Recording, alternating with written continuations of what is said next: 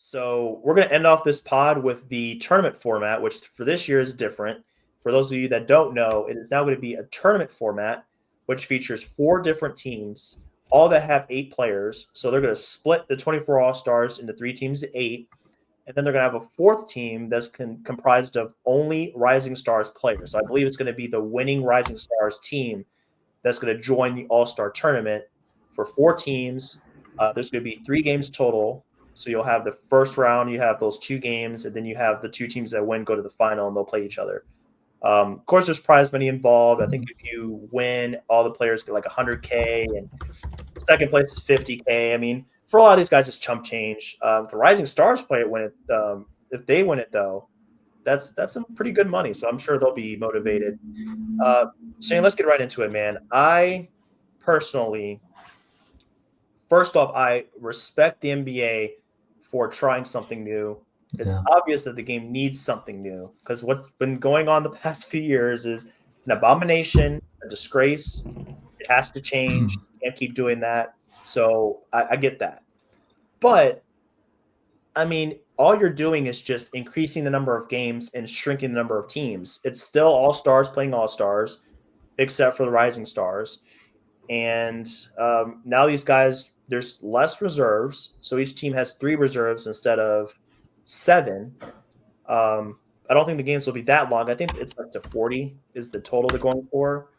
But I don't really see this solving the problem that we have overall with the All-Star games themselves. Is that something that you've been thinking about as well? Yeah, and I kind of go back to what you opened it, said like it was an abomination and something had to be done.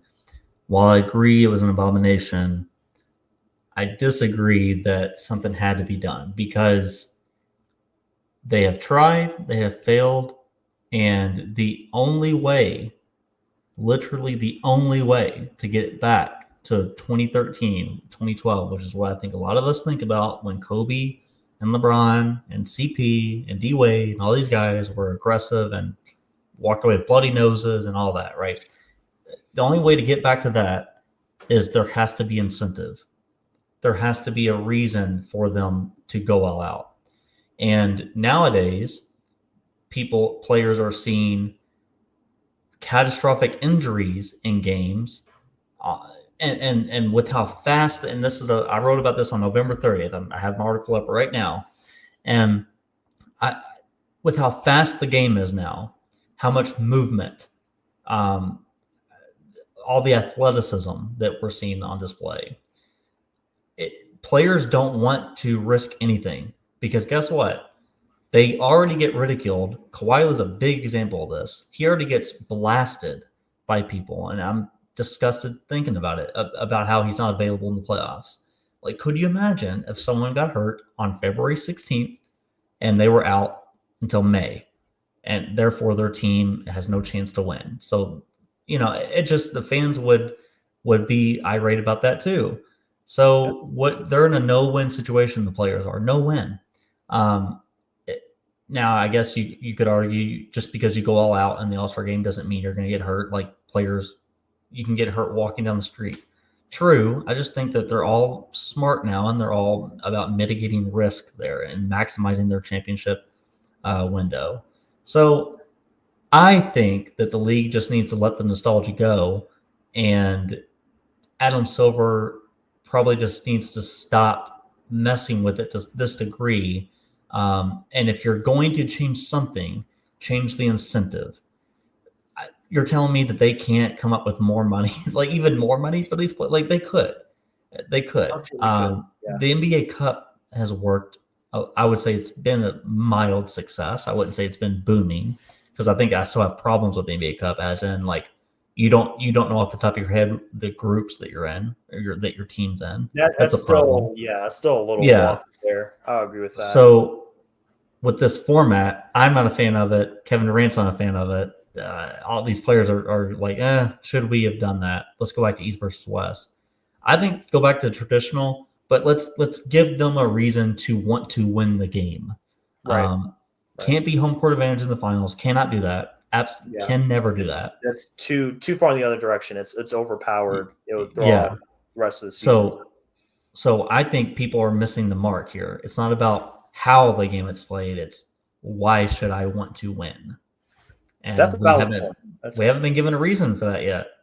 Yeah, I'm So, with you. I mean, when I say something needs to be done, I mean I would say that's a one route they could take. So, I mean, when I say that, I mean like anything except what you did last year. So, I mean, whether it's more prize money, whether it's the format changing, like anything that you can yeah. do to shake it up, to get players to be more motivated, I'm Yeah. down for it. Until we So, see a reason for think about this example because we're going to see it. We saw it last year. Dane pulling up from 45 feet, right?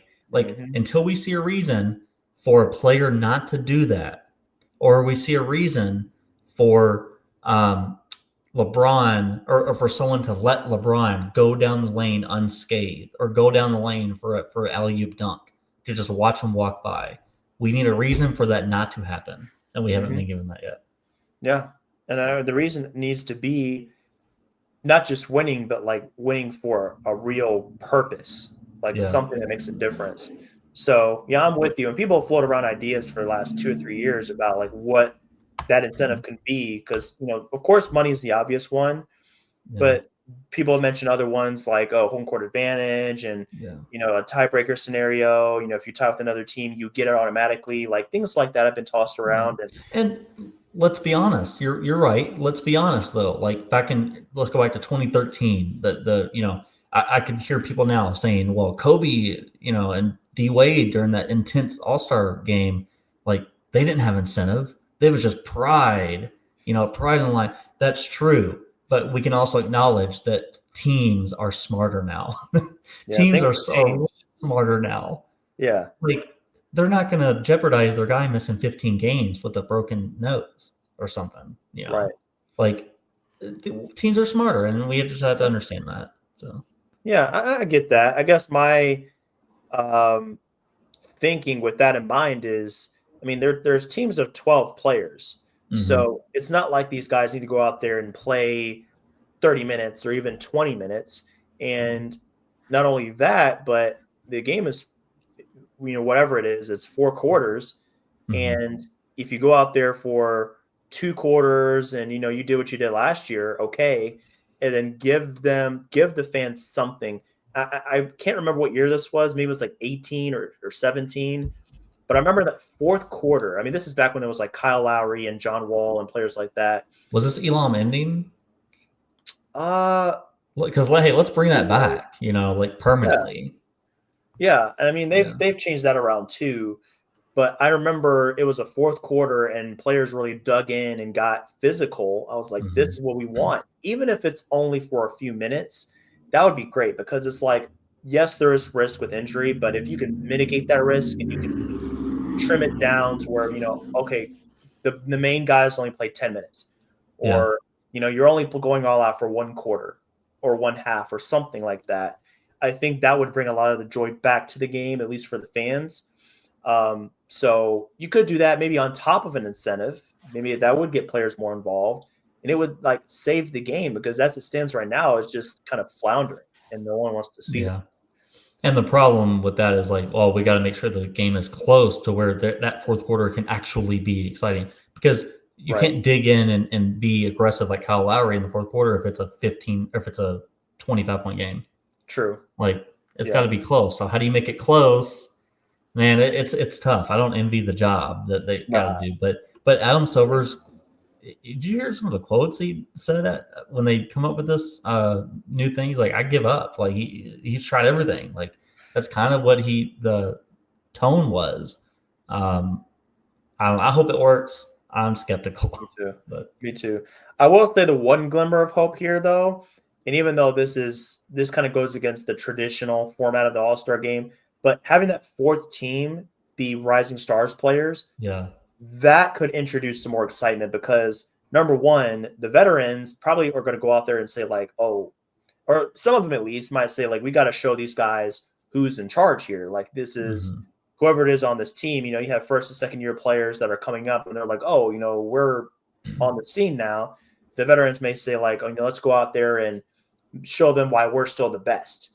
And then Number two, you're going to have that Rising Stars team have incentive to just go out there and beat the veterans to kind of put themselves on the map, kind of like the Pacers did last year with the Yeah. NBA Cup. Going back to that, like this is a chance for us to like up our popularity level and our cachet in the league. So if both teams are incentivized by that, maybe it could introduce some more competitive games, and if that extends to the final game, like if the Rising Stars win the first one, they get to the second game and it's, LeBron and KD and these guys playing, whoever's on the other team, like, Wemby and, Yeah. guys like that. And it's like, oh, that could be interesting too. So Yeah. The that's league something had a to think good the league had a really good thing with the player draft.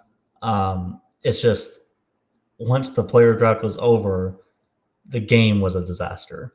about. But the player draft, like that was the most I cared about the All-Star game ever. Like just watching them. Remember that year that in Cleveland, was in Cleveland or Utah, that they picked them on the stage?